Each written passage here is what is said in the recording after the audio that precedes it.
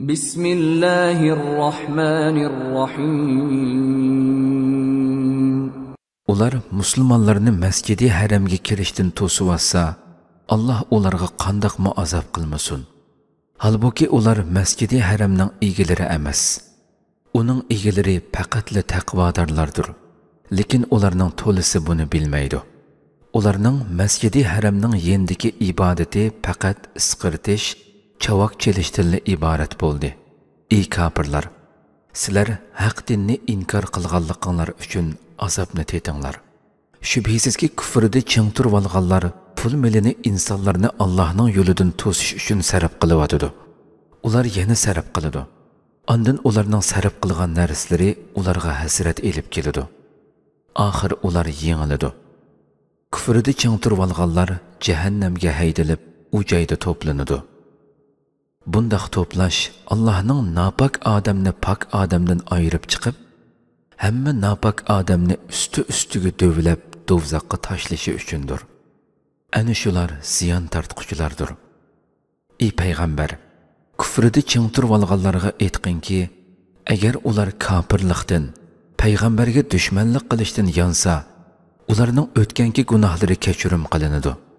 Agar ular kofirlikqa, payg'ambar bilan dushmanlashishga qaytsa, Allohning payg'ambarga dushman bo'lg'uvchilarni tez jazolashdagi qonuniyati ilgirki ummatlarda o'tdi. Ular muashundoq jazolanadi. Fitna, ya'ni zulm va besim tugigan, din butunlay Alloh uchun bo'lganga qadar ular bilan urushinglar.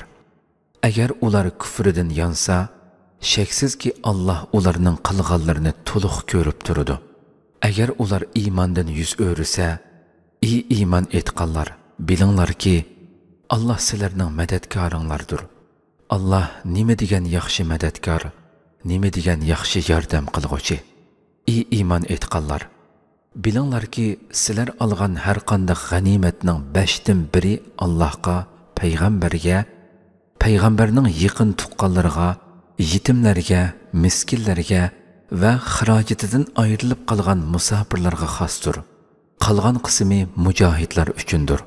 Agar sizlar Allohga va haq bilan botil ayrilgan kunda, ikki qo'shin Badrda uchrashgan kunda, bandimiz Muhammadga nozil qilganlarimizga ishonsanglar, Allohning g'animat to'g'risidagi hukmiga amal qilinglar.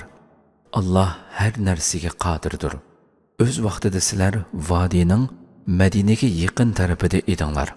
Ular vodining Madinaga yiroq tarafida edi. Agar sizlar mushriklar bilan uchrashishni va'dalashgan bo'lsanglar, sizlar o'zinglarning ozliqini, mushriklarning ko'pligini ko'rib, va'daga xiloflik qilatdinglar. Lekin Alloh bo'lishga tegishlik ishni amalga oshirish uchun halok bo'ladiganlarning ro'shan dalilni ko'rib, ondan halok bo'lishi uchun, yashaydiganlarning ro'shan dalilni ko'rib, ondan yashashi uchun sizlarni va'dasiz uchrashtirdi. Shaksizki Alloh albatta hammani anglab turg'uchidir va hammani bilib turg'uchidir. Ey payg'ambar, o'z vaqtida Alloh tushingda sana ularni, ya'ni dushmanni oz ko'rsatdi. Agar sana ularni ko'p ko'rsatgan bo'lsa edi, sizlar cho'qim qo'rqib ketardinglar va jang ishida cho'qim talash tartish qilardinglar. Lekin Alloh sizlarni mundaq qilishdan saqladi. Shaksizki Alloh dillardagini bilib turg'uchidir. Alloh bo'lishga tegishlik ishni, ya'ni sizlarning g'alaba qilishinglarni amalga oshirish uchun dushman bilan uchrashgan chig'inglarda ularni sizlarning ko'zinglarga oz ko'rsatdi va sizlarni ularning ko'zlariga oz ko'rsatdi. Hamma ish Allohga qaytariladi. Ey iymon etganlar, kofirlardan bo'lgan qandoqli bir to'pga uchrashsanglar, mustahkam turinglar. Muvaffaqiyat qozonishinglar uchun Allohni ko'p yod etinglar. Allohga va uning payg'ambariga itoat qilinglar, ixtilof qilishmanglar. Bo'lmasa ojizlashib qolasizlar. Kuch-quvvatinglar ketib qoladi. Chidamliq bo'linglar. Chunki Alloh chidamliq bo'lg'uvchilar bilan birlidir. Sizlar yurtlardan cho'ngchilik va riyo bilan chiqqan kishilarga o'xshash bo'lmanglar. Ular kishilarni Allohning yo'lidan to'sidi. Alloh ularning hamma ishlarini to'liq bilib turg'uchidir. o'z vaqtida shayton ularning qilmishlarini o'zlariga chiroyli ko'rsatib, bugun sizlarni hech kim yengolmaydi. Men haqiqatan sizlarga madadkor degan edi. Ammo ikki qo'shin uchrashgan chog'da shayton orqasiga chekindi va mening sizlar bilan hech bir aloqam yo'q. Sizlar ko'rmayotganni men ko'rib turibman. Men rostilla Allohdan qo'rqaman. Allohning azobi qattiqdir dedi. O'z vaqtida munofiqlar va dillarida shak kesili borlar musulmonlarni ko'rsatib turib, bularni o'zlarining dini aldab qo'ydi. Shunga ular o'zidan ko'p sonli qo'shin bilan urushdi degan edi. Kimki Allohga tayin ekan, Allah haqiqatan g'olibdir, hikmat bilan ish qilg'uchidir. Agar sen farishtalarning Badr g'azotida kofirlarning yuzlariga va orqalariga urib turib jonlarini elayotganligini, ondan ularga do'zaxning ko'ydirgichi azobini tetinglar deganligini ko'rgan bo'lsang, to'liq qo'rqinchli holatni ko'rgan bo'larding. Bu azob sizlarning o'z qo'llaringlar bilan sodir qilgan qilmishinglar tufaylidandir. Allah bandalarga qilchi zulm qilg'uchi emasdir. Ularning odati Fir'avn jamoasining va ulardan ilgarikilarning odatiga o'xshaydi. Ular Allohning oyatlarini yolg'onga chiqarib edi. Allah ularni gunohlari tufaylidan halok qilib etdi. Shaksizki, Allah kuchlikdir, azobi qattiqdir. Bu azobning tushishi shuning uchundirki, biror qavm o'zining holatini kufri va gunoh bilan o'zgartmaguncha Allah ularga bergan ne'matini o'zgartib etmaydi. Shaksizki, Allah hammani anglab turg'uchidir, hammani bilib turg'uchidir. Ularning odati Fir'avn jamoasining va ulardan ilgarikilarning odatiga o'xshaydi-ki, ularmi Robbining oyatlarini yolg'onga chiqargan edi. Bizmi ularni gunohlari tufaylidan halok qildik. Fir'avn jamoasini dengizga g'arq qildik. Ularning hammasi kufrlik qilib o'ziga zulm qilguvchilar edi. Haqiqatan Allohning nazarida jonliqlarning eng yomoni kufrida ching turib olganlar bo'lib, ular iymon etmaydi. Ular sen bilan kelishim tuzgan, ondan Allohdan qo'rqmasdan har qitimda kelishimni buzadiganlardir. Agar urushda ular bilan tutishib qolsang, ularni qattiq jazolash orqali orqadagilarni tiri-piran qilib etganki, ular buningdan ibrat olsin. Agar sen oranglarda kelishim tuzishgan biror qavmning kelishimga vafosizlik qilishidan ansirasang, kelishim bugundan e'tiboran amaldan qoldi deb ularga ochiq-oshkora e'lon qilgan.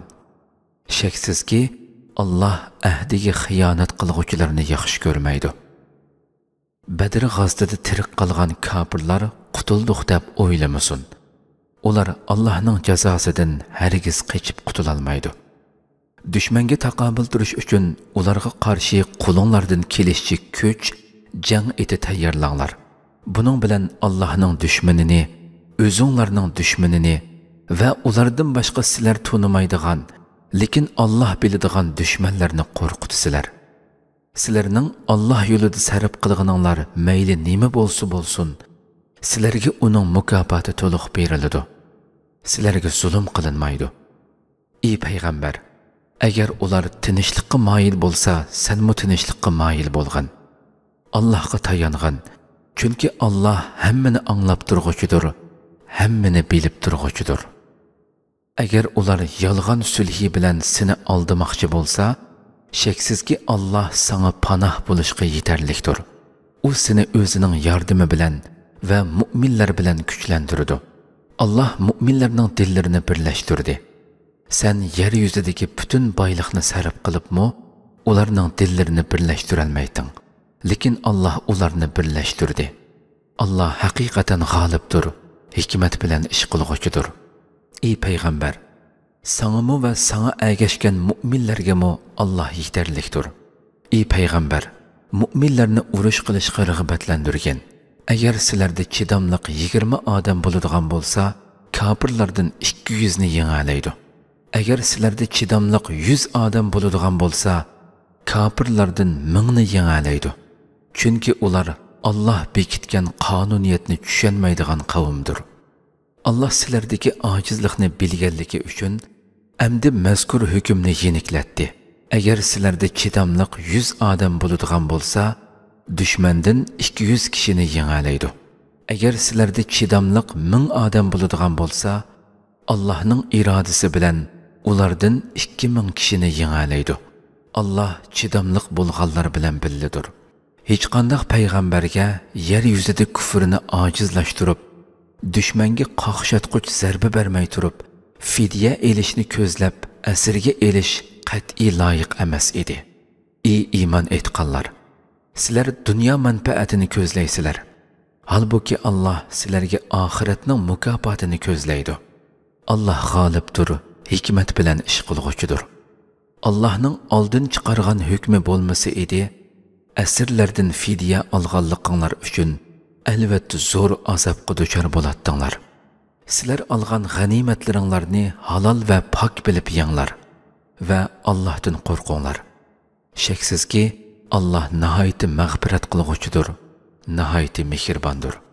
Ey payg'ambar, qo'linglardagi asirlarga aytqinki, agar Allah dilinglarda biror yaxshilikning borligini bilsa, sizlarga o'zinglardan elingan narsadan, ya'ni fidyadan yaxshiroq narsani beradi va gunohinglarni mag'firat qiladi. Allah nihoyatda mag'firat qilg'uchidir, nihoyatda mehribondir. Ey payg'ambar, agar ular, ya'ni sen qo'yib bergan asirlar sana xiyonat qilmoqchi bo'lsa, qayg'urmag'in. Ular ilgari Allohga mu haqiqatan xiyonat qilgan edi. Allah seni ularning ustidan g'olib qildi. Allah hammani bilguchidir, hikmat bilan ish qilg'uchidir. Iymon etgan, Madinaga hijrat qilgan, pul meli va jini bilan Allah yo'lida jihad qilgan muhojirlar bilan ularga joy bergan va yordam qilgan ansarlarga kelsak, ana shular albatta bir-biri bilan haqiqiy do'stlardir. Iymon etgan bo'lsa-mu hijrat qilmaganlar, toki hijrat qilganga qadar sizlarning ularni himoya qilish va yordam qilish majburiyatinglar yo'qdir. Agar ular dushmanlarga qarshi sizlardan yordam talab qilsa, ularning dushmanlari bilan sizlarning oranglarda kelishim bo'lmasa, ularga yordam berishinglar kerak. Allah sizlarning amalinglarni ko'rib turg'uchidir. Kafirlarmi bir-biri bilan hamkorlik ichidadir. Agar sizlar buni, ya'ni o'zaro hamkorlikni qilmasanglar, yer yuzida fitna va cho'ng buzg'unchilik tug'iladi. Iymon etgan, hijrat qilgan va Alloh yo'lida jihad qilgan muhojirlar bilan o'z yurtida muhojirlarga joy bergan va yordam qilgan ansarlarga kelsak, ana shular haqiqiy mu'minlardir. Ularga mag'firat va isl rizq bordir. Shu muhojirlar va ansarlardan keyin iymon etib hijrat qilgan va sizlar bilan birga jihad qilganlarga kelsak, ana shular sizlarning qatoringlardan sanaladi. Allohning kitobida belgilangan hukmga asosan urug' tuqqanlar bir-biriga varis bo'lishga eng haqliqdir. Shaksizki Allah har shayini bilib turg'uchidir.